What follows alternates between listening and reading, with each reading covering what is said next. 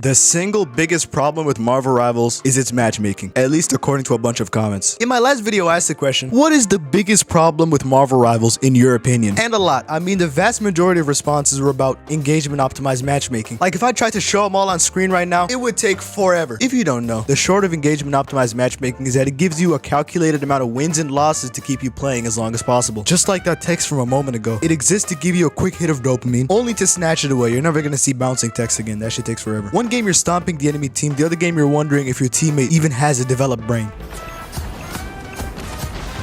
It was the most popular explanation for Rivals' inconsistent matchmaking, so the community kinda went with it. But were their complaints actually valid? Does engagement optimized matchmaking even exist? According to the Marvel Rivals devs themselves, engagement optimized matchmaking does not exist. Matchmaking is a complex system. Until the official Guang interview comes out, I'm gonna be very skeptical on any discussions regarding EOMM. But for the sake of this video, I'm gonna trust NetEase with their word, and I'm gonna say that it doesn't exist. That doesn't explain the horrendous matchmaking and the player complaints, does it? Well, they never said the game wasn't designed to maximize engagement now, did they? Have you ever wondered why ranked resets happen so frequently? Well, picture this. After hours of grinding, you finally reach your desired rank. Then, boom, now you're back into a lower rank, and yet it's full of people who are equally skilled as you, and you're all grinding to get back to your original elos. That shit's gonna take a while, and it does, which boosts the amount of people that are queuing for ranked. Now, picture this. You took a break from Rivals for a season and you come back. Chances are you've been decayed down to the depths of hell, and to get back your elo, you're gonna have to play a lot of games. Look at me, for example. I played a decent amount of Rivals at launch and in Season 1, and in that time, I was able to get both of my accounts into a good enough rank for my liking. Not the best, but not bad. Then I went and I dropped the game in Season 2. Now fast forward to the middle of Season 3. If I try to get back into Rivals now, I'll have to grind all the way from Silver 1 back to Celestial. And that's assuming I win every single game I play, and assuming the win streak gets me 30 points per match. It would take me 47 matches straight to go from Silver 1 to Celestial. Assuming each match is a quick 12 minutes, that's almost 10 hours of gameplay. And that's the best possible scenario where I win every game. Of those 10 hours, 6 or 7 of them are going to be spent stomping on players that I'm just a lot better than, which is not fun for me because it's not a challenge, and it's not fun for them because the lobbies are not balanced or equal. In a realistic scenario, it would probably take me 70 to 80 games with my win rate dropping as I reach higher in rank, and that's assuming Rivals players have not gotten better in the game in the last 4 months. Since launch, Marvel Rivals has lost a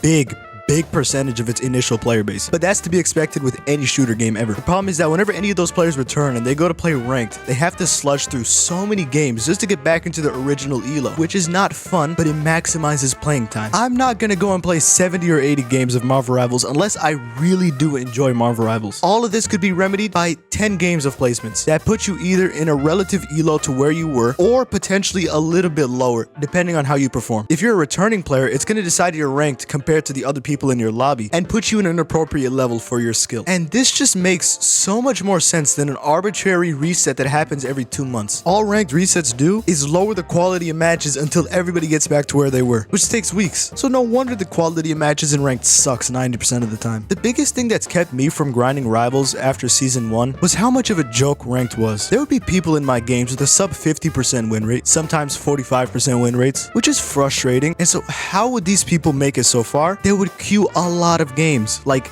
500 plus games a season. The amount they gain would very slowly outweigh their losses until they get into Celestial 3. This is why a lot of people called Marvel Rivals ranked a joke, because by just playing a lot, you could get deep into Celestial even potentially. If we stop looking at the top and we start looking at the bottom, imagine the lower ranks, where you barely even lose any points, probably continuously climb by just playing a lot. And with stuff like Chrono Shield, in theory, a bad player could get to a turbo inflated rank by just being more unemployed than everybody else, which means Marvel Rivals rewards you for playing a lot. That's it. The entire game revolves around you playing as much as possible. Marvel Rivals has been perfectly optimized to maximize your playtime, and you don't need a conspiratorial matchmaking system like engagement optimized matchmaking when you can just get sent down to the depths of hell whenever you barely play the game. And if you dedicate 1 trillion games of rank to them, you're gonna get rewarded with the dopamine of getting that new shiny rank even though you didn't get better at the game. So no wonder ranked sucks. It's designed to keep you playing as long as possible, even if you're not actually winning every game, even if you're not actually winning many games, rather than being a competitive experience or a casual competitive experience that I'd expect from literally any other game's rank system. And the same goes for the skins as well. I mean, like, I can't show half these summer skins because YouTube's gonna fucking fucking kill me, but I'm so close to buying that Psylocke skin. Profits will always take precedent over user experience as long as the experience is just good enough to keep you hooked. One of the main reasons I made 2 whole videos kind of dragging on Marvel Rivals is because I truly enjoyed the game. It's a 6v6 hero shooter with characters I actually give half of a damn about, but it's sadly riddled with so many problems that I just can't ignore as a player. So does engagement optimized matchmaking actually exist? Yes, but it might as well exist. God, this is probably one of the scariest videos I've ever made. I mean,